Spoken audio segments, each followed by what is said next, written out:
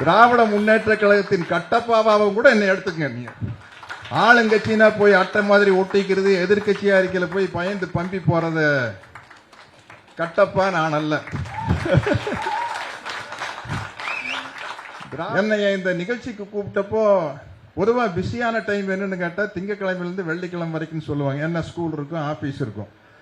ஆனா எனக்கு பிஸியான நேரம் சனிக்கிழமை ஞாயிற்றுக்கிழமை தான். ஏன்னா எனக்கு 2 பேர பசங்க இருக்கிறானுங்க. ஒருத்தனுக்கு 13 வயசு, ஒருத்தனுக்கு 8 வயசு. 2 பேரும் சூப்பரா டேபிள் டென்னிஸ் விளையாடுவானுங்க. நானும் நல்லா டேபிள் டென்னிஸ் விளையாடுவேன். நான் ஸ்கூல்ல படிக்கிற காலத்திலிருந்து அது பழக்கம் உண்டு. அவனுக்கு ஃபுட்பால் சூப்பரா விளையாடுவானுங்க, டேபிள் டென்னிஸ் விளையாடுவானுங்க. நம்மளால இப்போ இந்த வயசுல ஃபுட்பால் விளையாட முடியாது, ஃபிட்டா தான் இருக்கிற, இருந்தாலும் ஃபுட்பால் விளையாடுற அளவு ஃபிட் இல்லை. அதனால அவனுங்களோட டேபிள் டென்னிஸ் விளையாடுறதுன்னா எனக்கு ரொம்ப பிடிக்கும். அதனால மற்ற நாள்ல கூப்பிட்டாலும் கூட நான் ஏதாச்சும் ஒரு நிகழ்ச்சிக்கு வந்துடுவேன்.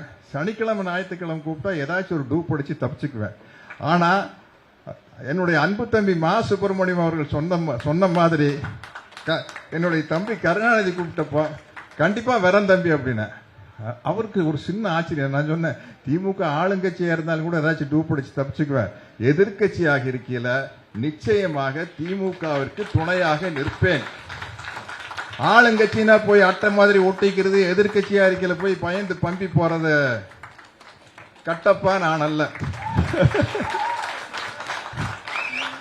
திராவிட முன்னேற்ற கழகத்தின் கட்டப்பாவாவும் கூட என்னை எடுத்துக்கங்க. நீங்க என்ன, நான் ஒரு பொதுவான மனிதன் தான். நான் பெரியாருடைய தொண்டன், அதுதான் என்னுடைய நிலைப்பாடு.